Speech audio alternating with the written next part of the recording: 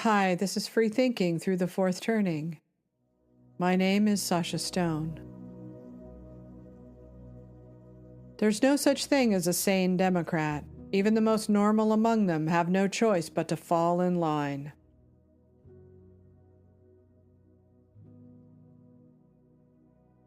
The rage and hysteria are escalating. They're openly calling for Trump's assassination. Somebody just do it already, dude. Just do it. A lot of them always go to the same places, sometimes even together. Just do what needs to be done. Everybody will view you as a godlike figure, a hero, a folk legend. So just do what needs to be. Who's going to take the initiative to do it? I don't care how you do it, just do it. What are we going to do with the MAGA people when this is all over?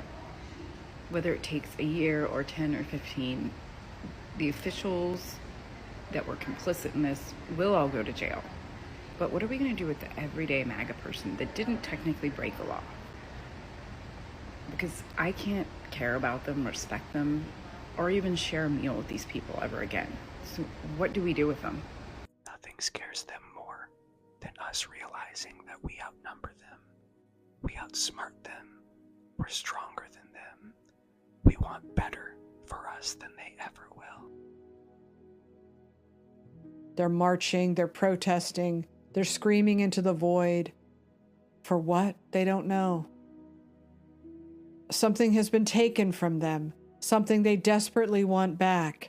It's been 10 long years of fighting, but nothing has worked. There is no way out for them. They're trapped.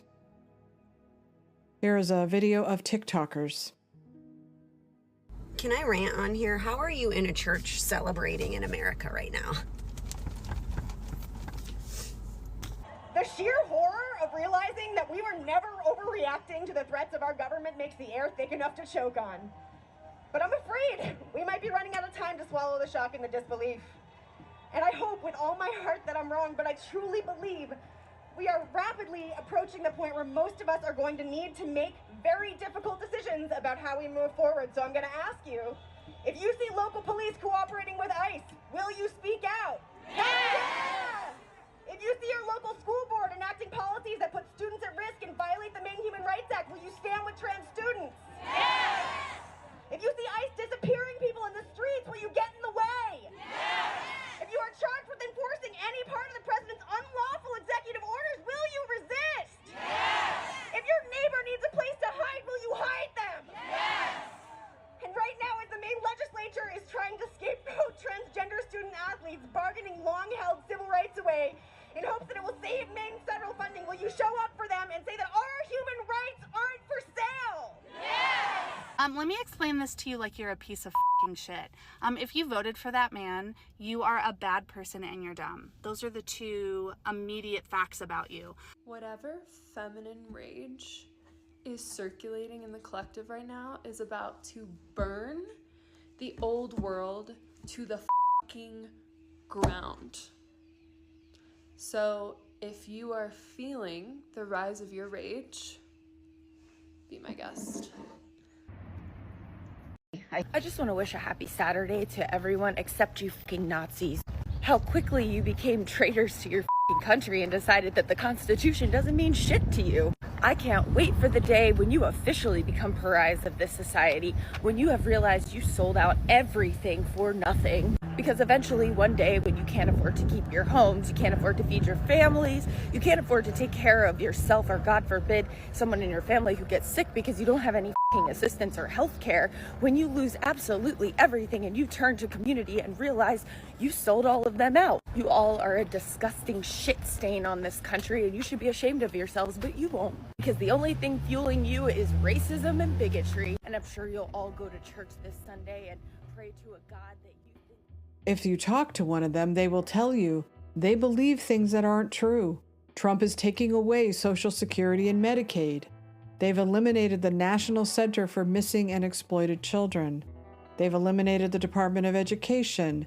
They're disappearing people off the streets and sending them to concentration camps. Podcast listeners, a picture from Twitter comparing a concentration camp to mass deportations. The truth doesn't even seem to matter and hasn't for a long time now. Hyperbole is all, because they have nothing left to sell, no vision for America's future.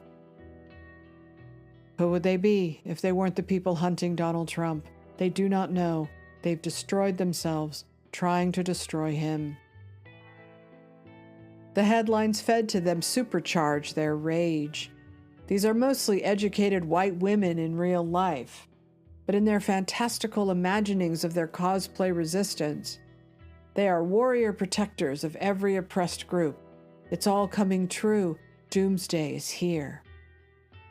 They don't like the word hysteria because it harkens back to the dark ages when women's mental health issues were being mislabeled that way. It's the word. It's always the word. They felt like no one could hear them scream. Out of that eternal frustration came the feminist movement, a movement now dead in its tracks.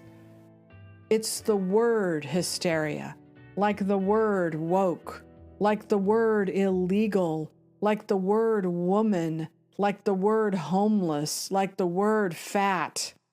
Change the word, change reality. These white women can't be feminists anymore because that makes them white feminists or Karens. They hate those words too. They must always defer, apologize, step back, decenter themselves, and elevate women of color who matter more. They can't be feminists because then they are TERFs. They must quietly go along with biological men creaming women in sports, chess, even Jeopardy, all the while putting on a happy face and repeating, trans women are women. They can't protect girls anymore because what are girls anyway? They can't even protect their unborn babies because those are unwanted invaders, oppressors who threaten their rights. What is left for these women? Hysteria. The whole thing has come full circle, and now the American people have become the equivalent of the 1950s husband who leaves for a pack of cigarettes and never comes back. The hysteria cycles through their feedback loops and algorithms on Facebook, TikTok, X, and probably Blue Sky, although I'm too afraid to look. I can only imagine what so many like-minded people stuck inside that bubble within a bubble are saying to each other with so little critical thinking allowed inside. Crazy drives the Democrats because white women drive the Democrats. They're the most invested, the most reliable donors, and they scream the loudest. See this. White women with at least a college degree, the only group of white voters that really kind of is on the left politically, aligned with progressive causes, democratic politics. Give you an example here. It's that DEI question, right here, that we asked about in our poll. We had two big statements we read to voters. Basically, do you want to continue DEI programs or do you think they should be ended? And again, look at this divide here. White men, no degree, end it. White men with a degree, end it, they say. White women, no degree, end it, they say, by double digits. And then white women with a college degree, completely different by a nearly 40-point margin. They say to continue. Why do you think the whole thing comes down to Rachel Maddow and Jen Psaki on MSNBC? They are the face of the Democrats now. The old guard and whatever is left of hetero men in the party are quietly trying to reintroduce the idea of the progressive moderate. Bill Maher laments, where is our version of Donald Trump? Rahm Emanuel's name keeps popping up. Steve Bannon suggested only Stephen A. Smith could come close to defeating MAGA, with or without Bannon's wild pitch for Trump's third term. Is there any Democrat who scares you that he could be running against? Because I guess if we allow that, it could be Obama. Absolutely. I think that'd be great. Alien versus Predator. Let's do it. President Trump already said. President Trump already said. That's kind of a worse insult to Trump. If you want to bring President Obama, who I think has lost his fastball, but go ahead and bring him. Okay. Okay. Right now, all the governors you have, I don't think anybody will stand up to Trump. You're going to have to run someone like a Stephen A. Smith or someone in your kind of celebrity category. That'll be the Democratic nominee that would have the best shot at President Trump. But I think he's unbeatable.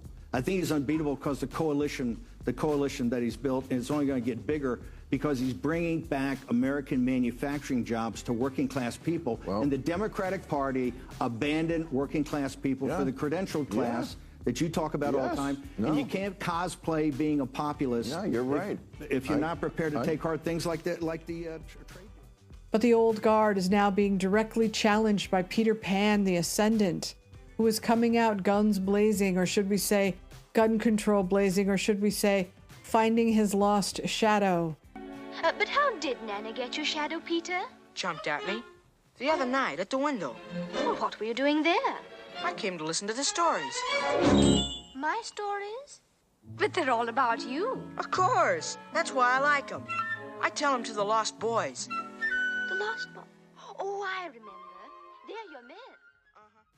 David Hogg is now prepared to go full revolutionary Disney style.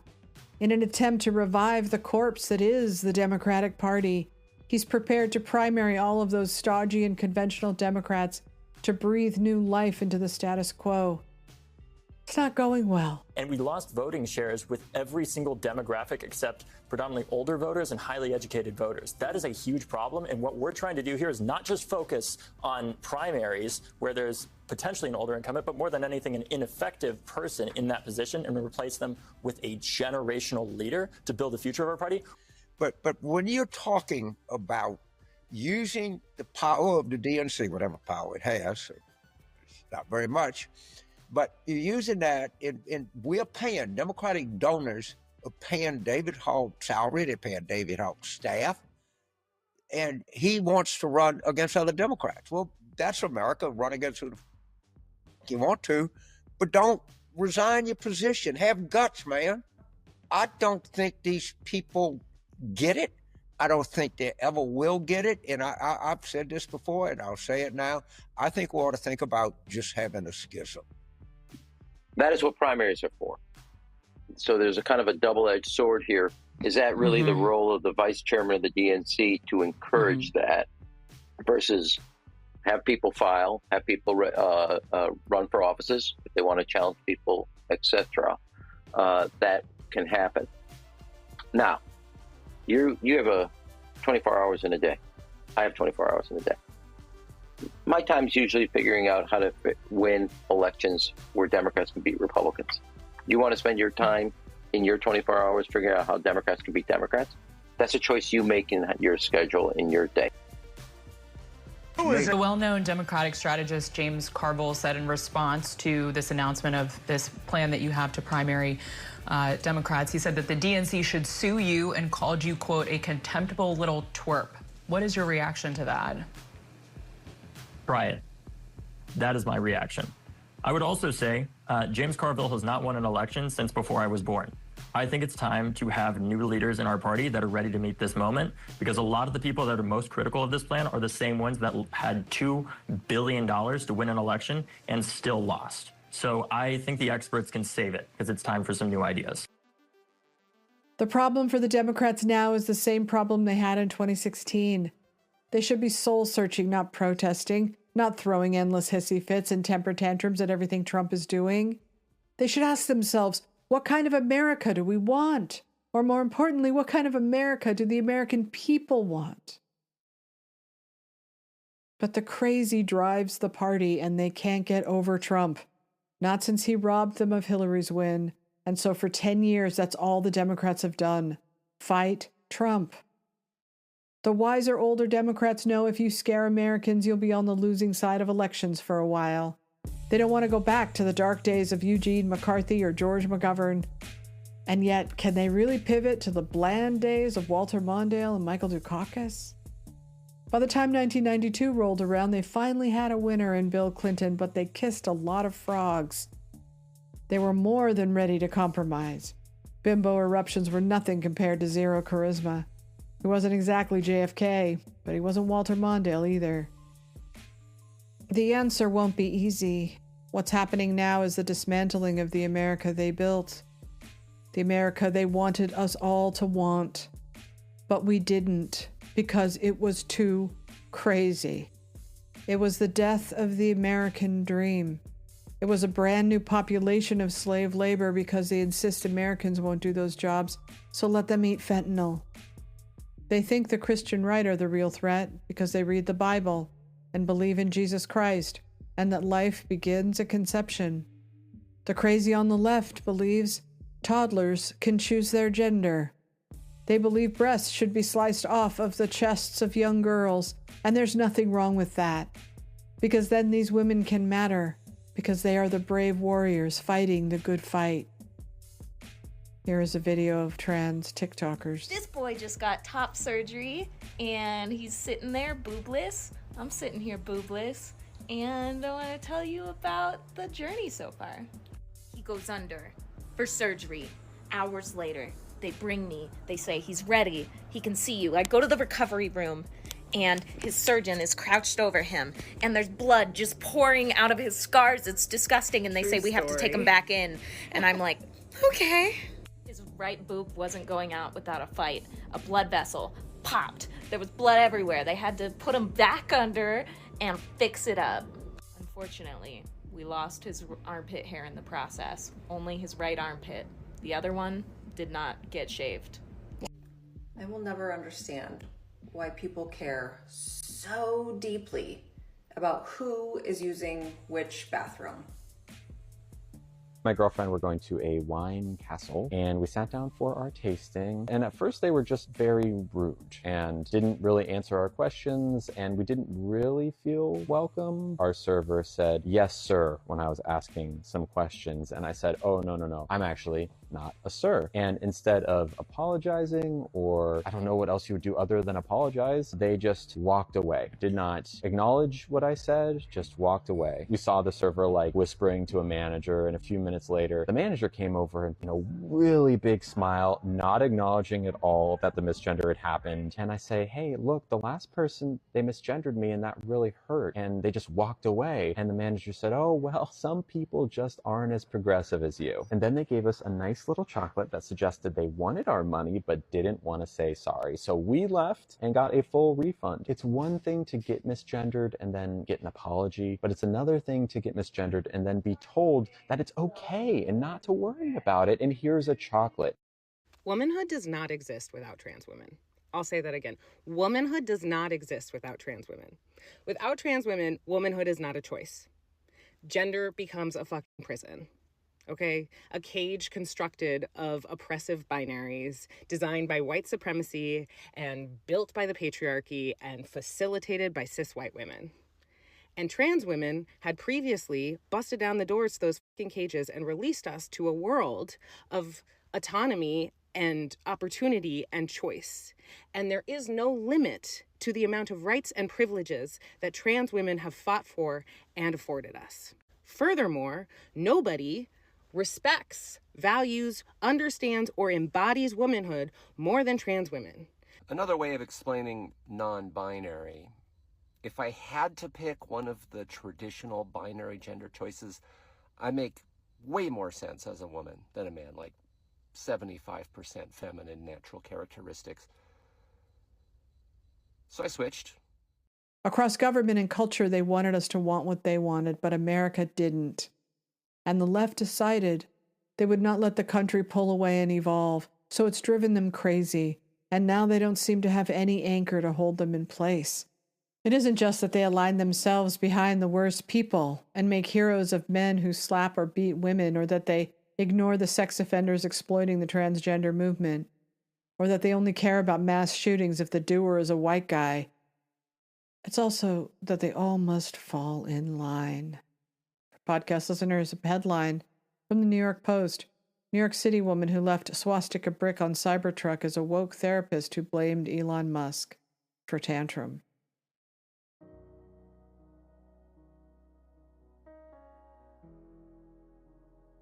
Utopias disrupted. The first time I realized there was something very wrong with the Democrats was when they forced Al Franken out with no due process. The most prominent senators in the party participated: Chuck Schumer, Kamala Harris, Bernie Sanders, and Elizabeth Warren. The party that pretends to be for due process didn't much care about it back then, throughout the Me Too movement, and for years after that. For them it was, once accused, forever guilty. Due process just got in the way. I was horrified. I protested as loudly as I could, but nothing I said seemed to matter. What was happening, I wondered. I would find out over the next 4 years as I witnessed the crazy and the hysteria consume the party and all of the cultural, political, and corporate institutions it dominated. It hit every industry, from movies to the Oscars to the book world and even poetry. The crazy got into government and it's still there. It's inside the heads of AOC, Eric Swalwell, Cory Booker, Chris Murphy, and Elizabeth Warren. Even the so-called normal ones, even Al Franken now. Sheldon Whitehouse, Amy Klobuchar, Pete Buttigieg, Kamala Harris, J.B. Pritzker, Gavin Newsom, and even George Clooney's guy, Wes Moore. All interchangeable. Their brand is toxic because they are all crazy, because they have no choice but to push the insane policies Americans just rejected. Trump's second win should have been all they needed to know to finally get it, but all that seemed to do is kick the crazy into yet another gear. Mass formation psychosis. In 2020, with the already primed and ready mass hysteria during Trump's first term, colliding with mass panic from COVID, something snapped on the left. It seemed to ignite what Matthias Desmet calls mass formation. Someone in the grip of mass formation becomes willing to radically self-sacrifice. It is as if people are not aware anymore of their own individual interests. It makes people radically intolerant for dissonant voices, for people who think differently, even if it concerns their own children or their own parents. Mass formation is the psychological basis of totalitarianism. In a classical dictatorship, there's just like people are just scared of a small group of people, the dictatorial regime. In a totalitarian state, you have a completely different mechanic. First, the emergence of this mass formation is a group of people, usually 20 to 30% of the people, who fanatically believe in an ideology, in a narrative, and who are willing to self-sacrifice completely for the sake of that ideology. And if under these conditions certain leaders use the masses to seize control of society, you have the emergence of a totalitarian state. So that's why it is so important to understand the mechanism of mass formation. Like, what makes people so blind? It is as if our society is falling apart in elementary particles, is atomizing. It is as if loneliness is spreading everywhere. In ancient times, people had to meet physically to form a mass. Now, people can sit isolated in their living rooms and form a mass because they are all infused with the same narratives, mental representations through the mass media. These lonely masses last much longer, can be much better controlled. Physical masses are very unpredictable. Lonely masses can be perfectly controlled through propaganda and last much longer. Once people are disconnected and lonely, they will typically start to struggle with lack of meaning making and lack of purpose in life. That's spontaneously, because as a human being, you have a spontaneous experience that your life makes sense, that your life has a purpose. Every time you see that you, as a human being, has an effect on someone else. If you see, to use the word of Levinas, that you have an effect on the face of the other, that the other reacts to you, you will have the feeling that your life makes sense, that you truly exist for someone else. So if someone feels completely disconnected and is lonely, that spontaneous experience of meaning-making doesn't emerge anymore. If you are anxious and you don't know what you're anxious for, you feel completely out of control. Of course, you're anxious and you don't see what you're anxious for, so you cannot control your object of anxiety. When many people are in this state, propaganda is extremely efficacious, just because if someone disseminates a narrative through the mass media, indicating an object of anxiety and providing a strategy to deal with that object of anxiety, something very specific might happen. All this anxiety that is floating in the social air might at once connect to the object of anxiety in the narrative, and people will be willing to do everything to control that object of anxiety, meaning that a mass emerges not because individuals connect to another individual. A mass emerges because each individual separately connects to the collective ideal.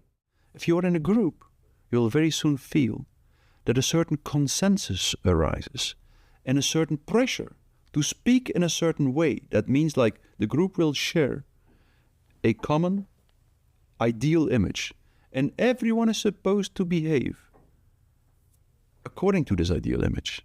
And that's where truth disappears.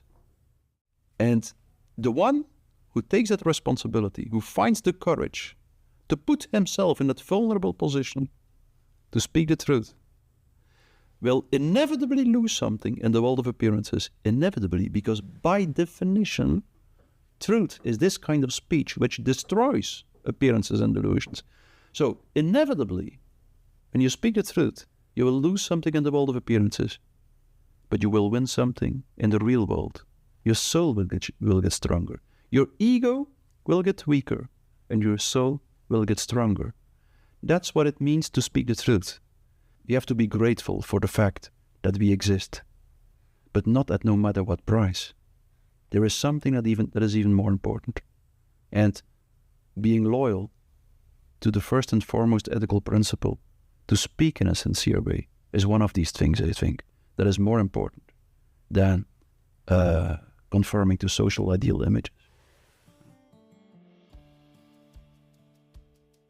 Robert Malone then added the word psychosis, but it was a diagnosis most weren't ready for. They killed the messenger. Which is that this comes from basically European intellectual inquiry into what the heck happened in Germany in the 20s and 30s. You know, very intelligent, highly educated population, and they went barking mad. And how did that happen? The answer is mass formation psychosis.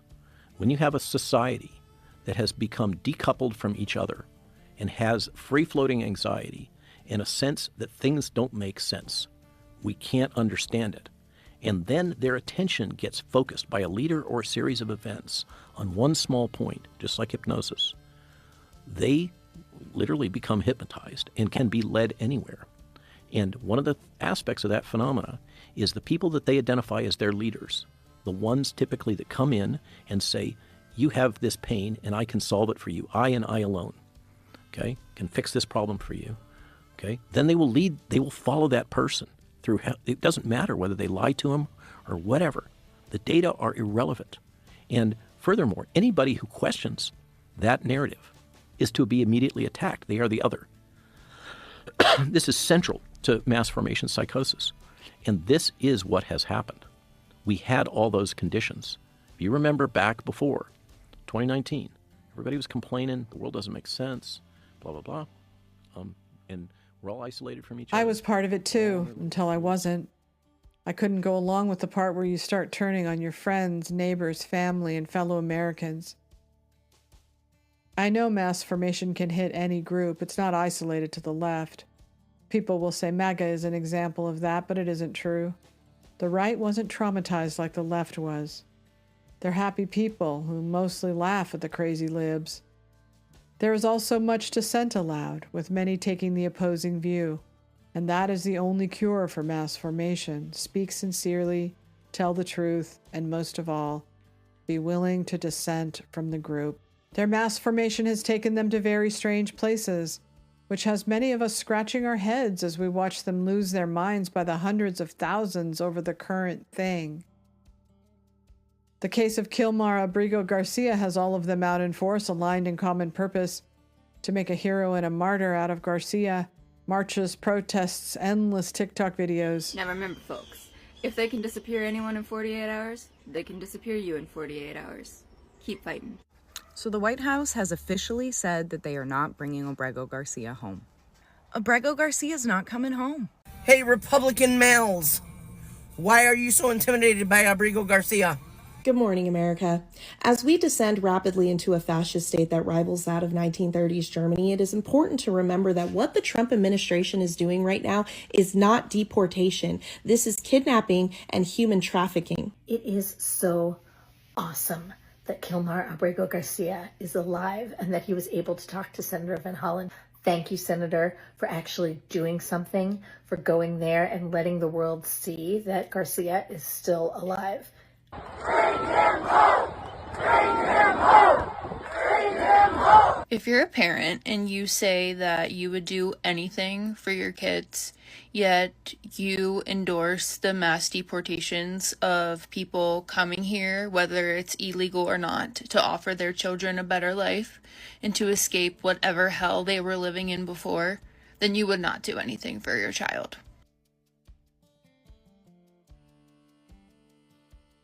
And then you see them one by one, all in alignment on social media. For podcast listeners, Democrats on Twitter like Amy Klobuchar, posting about Senator Van Hollen's trip to El Salvador. But it is easy for us outside the bubble to recognize that there is something more going on here than just protecting Trump's mass deportations. Van Hollen posted a picture of him sitting with Abrego Garcia at a table. I see these pictures tonight, and I think, boy, the party of women is really covering itself in glory tonight. I mean, I don't understand why the American left falls in love with the worst people. You've got a gang-banging, human trafficking, wife-beating illegal alien, and a United States senator in a ludicrous display of energy is in El Salvador having Mai Tais and Yahtzee. I do not get it. I do not understand why the left takes on the heroes people like that. I don't get it. I think he has an adjudicated deportation order, and you have Democrat public officials falling all over themselves trying to get him back here without thinking through the next step, which is he's literally going to be deported somewhere else. But he did have due process. Everything we know about him is documented because he did go through the court systems. He was stopped for trafficking. His wife did file these domestic violence charges against him. He was arrested with MS-13 members with a roll of cash that had the eyes and the ears and the mouths of the presidents erased, which is an MS-13 markings. This is all non-disputed. Average American looking at this case, a lot of conflicting information. Okay, I believe some, I don't believe. An illegal alien came here in 2011, and somehow in 2025, he's still here after having been through the court system, after having been arrested with lots of people in his car, after having all this evidence. Deport him? He just did, and now everybody's mad about Why it. did How Donald did an Trump illegal deport alien him? take advantage of our system for 14 Why years didn't and Donald not Trump get deport away? him?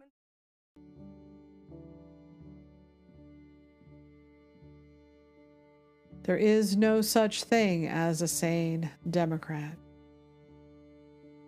Because they aren't fighting for anything, but are fighting to preserve the power they once had, they have no choice but to sell to the American people that they care more about illegal immigrants and biological men competing against women in sports. They care more about free trade. They have to sell us exactly what we do not want because they know no other way. To undo the crazy, to find their way back to sanity, they would have to admit everything they thought was real wasn't. They would have to recognize that they were caught up in a mass delusion. But we know they won't. Cory Booker had to amplify the crazy. AOC takes a bath in it. David Hogg shouts it from the rooftops. The crazy, like the cream, will rise to the top.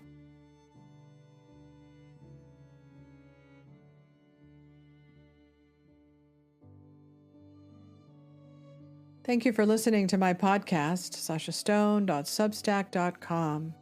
And if you like this podcast, please consider leaving a review. And remember, to thine own self be true.